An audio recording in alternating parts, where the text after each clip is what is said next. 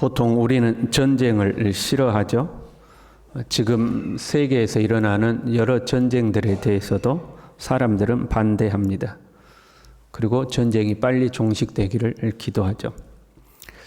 그러나 전쟁은 때로 하나님의 심판의 도구로 사용됩니다.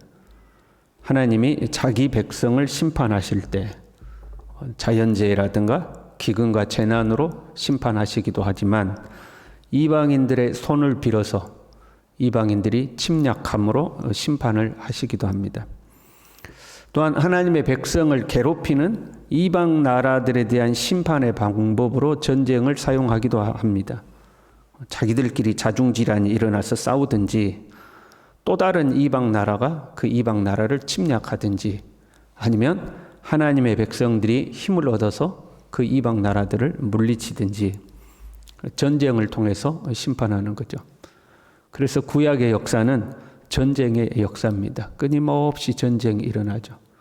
하나님의 백성들도 하나님을 거역하고 떠나면 이방 나라들이 일어나 그 하나님의 백성들을 침략하죠.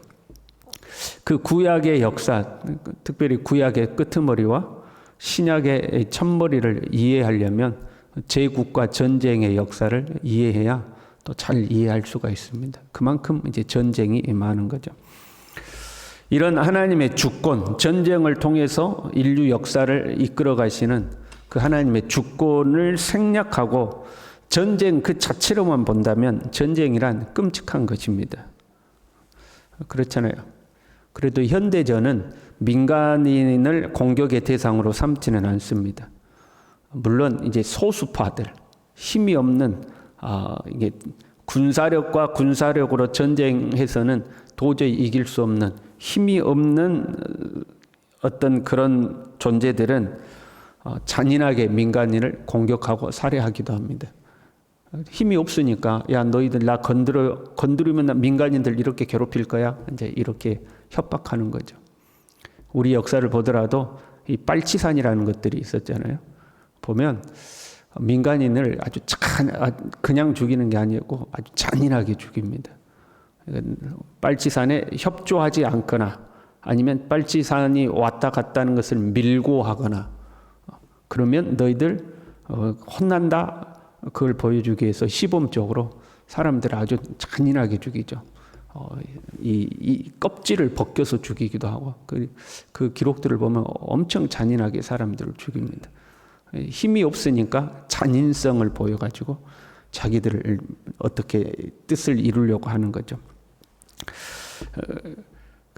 어찌 됐든 간에 현대전은 뭐 그런 사례들이 있지만 어찌 됐든 간에 공식적으로는 민간인을 공격하면 안 됩니다. 전쟁이 나더라도 군대와 군대가 싸우게 돼 있죠. 그러나 과거 전쟁은 민간인에 대한 구분이 없었습니다. 전쟁이란 아주 참혹한 것이죠. 애나 어른이나 심지어 과거의 전쟁들은 남자라면 아예 아이들까지 싹 다 죽여버리는 심지어는 완전 진멸시켜버리는 그런 경우들도 있었습니다. 그러니까 전쟁이란 참으로 참혹한 거죠. 전쟁을 기뻐할 수가 없는 겁니다. 그런데 본문은요, 전쟁과 심판에 대하여 기뻐하고 찬양하고 있습니다. 그냥 기뻐하는 것도 아니고 엄청나게 기뻐하고 있죠. 1절에요. 할렐루야 새 노래로 여호와께 노래하며 아름다운 찬양의 가사로 시작을 하죠. 3절에는요. 춤추며 그의 이름을 찬양하며 소고와 수금으로 그를 찬양할지어다. 기쁨으로 찬양하는 거죠. 왜 이렇게 기쁨으로 찬양하는가? 4절에요. 여호와께서는 자기 백성을 기뻐하시며 겸손한 자를 구원으로 아름답게 하심이로다. 하나님의 백성이 구원을 받았기 때문에 기뻐하고 즐거워하는 겁니다. 여기까지만 보면 여러분 아름다운 내용이 될 수 있죠. 하나님의 백성이 구원을 받아서 기뻐하고 춤추고 소고치고 침상에서조차도 막 즐거이 찬양을 하는. 여러분 근데 하나님의 백성이 구원을 받으려면 어떻게 되죠? 하나님의 백성을 괴롭히던 대적은 심판을 받는 겁니다. 그렇잖아요. 그들에게는 전쟁이요 칼이요 죽음인 거죠. 7절에요. 문 나라에 보수하며 민족들을 벌하며 그들의 왕들은 사슬로 그들의 귀인은 철고랑으로 결박하고 기록한 판결대로 그들에게 시행할지로다. 그냥 왕들을 사슬로 묶고 귀인들은 철거랑으로 결박하고 이제 이 전쟁 법정이 열려가지고 너는 사형, 너는 뭐 하고 내리면 그대로 시행하라는 거죠. 지금 하나님의 백성의 입장에서는 구원을 받은 거지만 반대편에서는 전쟁에 의해서 패했고 쇠고랑으로도 붙들려 끌려가고 전범으로서 심판을 받아서 그대로 집행이 되는 상황인 거죠. 그 하나님의 백성은 그것을 기뻐하고 즐거워하라 하는 거죠. 이 하나님의 심판은요, 초자연적으로 하늘에서 불이 떨어져서 또는 이방 나라, 또 다른 힘 있는 이방 나라의 도움으로 된 것이 아니에요. 6절에요. 그의 입에는 하나님에 대한 찬양이 있고 그들의 손에는 두 날 가진 칼이 있도다. 이것으로 문 나라에 보수하며 이렇게 되어 있죠. 하나님의 백성들이 입에는 찬양이 있고 손에는 두 날 가진 칼이 있어서 이것으로 대적들을 보수하는 거죠. 그들을 물리치는 겁니다. 이게 이제 하나님의 백성들의 무기였죠. 입에는 하나님의 찬양, 손에는 두 날 가진 칼 이렇게 지는 거죠. 입에 찬양이 있다 하는 것은 믿음이죠. 신앙이죠. 두 날 가진 칼은 능력을 말하고 있습니다. 실제적인 능력, 전쟁에서는 군사력 이렇게 말할 수가 있겠죠. 입으로 하나님을 찬양하는 것은 믿음을 말하는 거고 두 날 가진 칼은 능력, 군사력, 현대로 말하면 실력 이런 거죠. 하나님의 백성들은 이 두 가지를 다 가지고 있어야 한다 하는 거죠. 믿음과 실력이 있어야 되는 거죠. 우리가 자녀를 키우는데 공부는 안 시키고 어릴 때 기도만 시켰어요. 공부는 다 때려치우고 그래도 안 되겠죠. 반대로 공부만 시키고 신앙교육은 안 했어요. 그래도 안 되겠죠. 실력도 쌓고 믿음도 있어야 되는 거죠. 믿음과 실력이 균형을 잡아야 된다. 성경을 보더라도 그래요. 아브라함도 힘 있는 자였죠. 신할 왕 연합군과 소돔 연합군이 쳐들어왔을 때 자기 집에 있던 병사 318명을 이끌고 가서 그 연합군을 무찔러 버립니다. 아주 능력 있는 사람이었죠. 모세는요 40년을 궁전에서 살면서 이집트의 왕자로서의 학문과 무술을 배우는 거죠. 전쟁에 대해서도 배우고 지도자로서 훈련을 받은 거죠. 사도 바울은요 가말리알 문화생으로서 공부를 많이 했던 사람이죠. 그런 실력이 있었기 때문에 하나님의 위대한 역사에 쓰임 받을 수가 있었죠. 그런데 그렇게 힘은 키웠어요. 실력은 키웠어요. 그런데 신앙이 없다면 능력 있는 악인, 지혜로운 악인을 키운 꼴이 되죠. 그래서 실력도 있어야 되고 믿음도 같이 있어야 됩니다. 그런데 본문의 말씀을 보면 이것이 실제적 전쟁을 넘어서는 의미를 지녔음을 알 수가 있습니다. 단순히 전쟁으로 적군을 물리치고 하나님이 우리를 승리케 하셨다 하고 기뻐하는 그 내용을 넘어서요. 6절에요. 문 나라에 보수하며 민족들을 벌하며 그들의 왕들은 사슬로, 그러니까 복수형으로 쓰고 있어요. 한두 개 나라를 물리친 게 아니죠. 여러 나라, 민족들, 여러 왕들에 대한 심판이죠. 이 심판은 하나님의 백성들을 통한 이 세상의 심판, 현재적 의미예요. 현재적으로 곳곳에 전 세계에 흩어져 살아가는 하나님의 백성들을 통해서 이 세상을 심판하는, 그래야 나라와 민족들을 심판하겠죠. 그리고 더 나아가서는 하나님의 종말론적 심판, 미래의 심판이에요. 이게 포함되죠. 현재적으로는 하나님의 백성들을 통해서 현재적으로 이 세상을 심판하는 것. 이 하나님의 백성들을 통한 현재적 심판이란 하나님의 백성들이 이 땅에서 머리가 되는 겁니다. 하나님을 믿고 신뢰하는 하나님의 백성들이 이 땅에서 실력 있는 자들이 되어서 꼬리가 되지 아니하고 머리가 되는 거죠. 주님께서 약속하신 대로 너희가 여호와의 말씀을 삼가 듣고 그 말씀을 지켜 행하면 너희를 세계 모든 민족 위에 뛰어나게 하실 것이다. 약속하신 것처럼 머리가 되는 거죠. 그렇잖아요. 그래서 우리가, 하나님을 믿는 우리가, 이 믿음의 사람들이 이 세상에서도 권세가 있을 때, 힘이 있을 때 이 세상에 대하여 정직한 판결을 내릴 수가 있죠. 우리가 힘이 없으면 불의한 자가 불의를 행해도 그 밑에서 우리가 억압당하거나 살지 아무 힘이 없잖아요.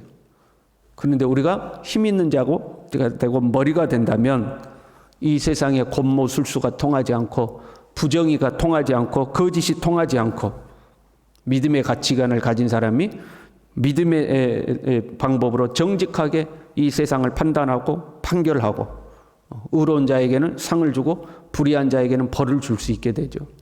그게 현재적 의미의 세상의 심판이죠. 하나님 앞에서 믿음의 가치관을 가지고 사는 사람들이 그 믿음의 가치관으로 사장도 되고 지도자도 되고 돼서 그 밑에 사람들을 그 믿음의 가치관으로 판단하고 판결하는 것, 이것이 현재적 심판이 될 수가 있습니다. 그래서 여러분, 사실 우리는 별로 희망은 없는 것 같고 우리의 자녀 세대들이 그렇게 머리가 될 수 있기를 간절히 바랍니다. 우리는 이제 한물 갔어요. 우리는 한물 갔고 우리의 자녀들이 그 믿음의 세대가 일어나서 이 땅에서도 머리가 되어서 하나님의 방법으로 세상을 살아갈 수 있도록 이 세상을 그렇게 만들어가는 거죠. 거짓과 불의가 통하지 않는 세상으로. 그게 현재적 의미의 심판입니다. 종말론적인 심판이란 마지막 때에 있을 심판이잖아요. 현재적 의미에서 두 날 가진 칼은 하나님의 백성들이 가지고 있는 능력과 실력과 이런 걸 말할 수 있는데, 미래적 의미에서 두 날 가진 칼이란 말씀을 상징하고 있죠. 그렇잖아요. 좌우의 날선 어떤 것보다 예리한 하나님의 말씀. 요한계시록에서도 예수님의 모습을 보면 입에서 좌우의 날선 검이 나와서 그 검으로 세상을 심판하죠. 그러니까 마지막 날 세상을 심판하는 기준은 하나님의 말씀이죠. 하나님의 말씀으로 살았냐 살지 못했냐, 이게 말씀이 세상을 심판하는 기준이 돼요. 그런데 본문의 말씀은 하나님의 백성들이 입에는 찬양을 가지고 있고 손에는 두 날 가진 칼을 가지고 있어서 그를 세상을 심판한다고 했거든요. 하나님의 백성들이 가지고 있는 말씀이 있다는 거죠. 그 무슨 말이냐면 하나님의 백성들이 말씀으로 살아가는 것이, 그 말씀을 살아낸 것이 마지막 때에 세상을 심판하는 도구가 된다, 그런 의미예요. 이럴 수 있잖아요. 믿음의 길을 걷다가 믿음을 길에서 떠난 사람들, 변절자들이죠. 믿음의 신의를 저버리는 자들, 그들이 하나님의 심판대 앞에 이제 섰다고 우리가 가정해봐요. 그래서 하나님이 말씀의 잣대로 심판하죠. 너는 말씀대로 살지 않았다. 그때에 그들이 변명할 거 아니에요. 아니 하나님, 그런 상황에서 어떻게 말씀대로 삽니까? 그건 불가능한 일입니다. 우리가 그 상황에서 그렇게 말씀대로 사는 것은 불가능한 것입니다 라고 변명할 때에 하나님께서 끝까지 믿음을 지키고 말씀으로 살았던 그 사람들을 지목하면서 저 사람들을 보라. 저들은 말씀대로 살지 않았는가. 그래서 말씀대로 사는 사람들이 심판의 도구가 되는 것. 무슨 말 이해가 되시죠? 저들은 하나님의 말씀대로 살았다. 죽을지언정 말씀을 지켰다. 그 박해와 환난 속에서 말씀을 지켰다. 그러면 할 말이 없는 거죠. 그래서 하나님의 백성, 입에 하나님을 찬양하는 백성들이 손에 두 날 가진 칼을 들었다, 이렇게 표현하는 거예요. 그때에 하나님의 백성들은요, 우리 성도들은요, 기뻐하겠죠. 찬양하겠죠.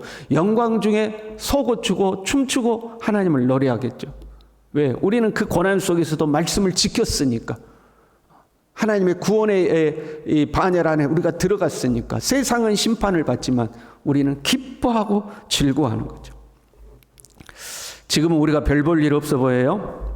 세상에서 고난 당하는 것 같아 보이기도 하고요. 세상에서 우리가 믿음으로 사는 거 별거 없는 것 같아 보이죠. 그런데요, 하나님께서 자기 백성을 구원하시고 자기 백성을 억압하는 자들을 심판하실 날이 오는 거죠. 그때가 되면 우리는 기뻐하고 즐거워하고 기쁨과 영광의 날이 되는 거죠. 그 날이 오기까지 흔들리지 아니하고 믿음의 길을 걸어갈 수 있기를 바랍니다. 기도하겠습니다. 하나님 아버지, 오나옵기는 이 땅을 사는 동안에도 이 세상에서도 주님 우리로 하여금 머리가 되게 하시되 꼬리가 되지 아니하고 하나님 이 세상을 다스리고 통치하는 자로서 하나님의 말씀대로 세상을 살아내는 하나님 사람들 될 수 있도록 도와주시고, 주님이 온 세상을 심판하는 그 마지막 때에 우리가 하나님의 심판의 도구가 되어서 하나님의 말씀대로 산 자가 여기 있다고 보여줄 수 있는 그런 믿음의 사람이 될 수 있도록 주님 우리 모두를 붙들어 주시고, 그 하나님의 심판의 날에 두려워하고 무서워하고 어두운 곳에 슬피 울며 이를 가는 자가 되지 아니하고 영광 중에 기뻐하고 찬양하는 하나님의 백성 될 수 있도록 우리 모두 믿음을 잘 지키도록 하나님 우리를 붙들어 주시옵소서. 예수님의 이름으로 기도 올리옵나이다. 아멘.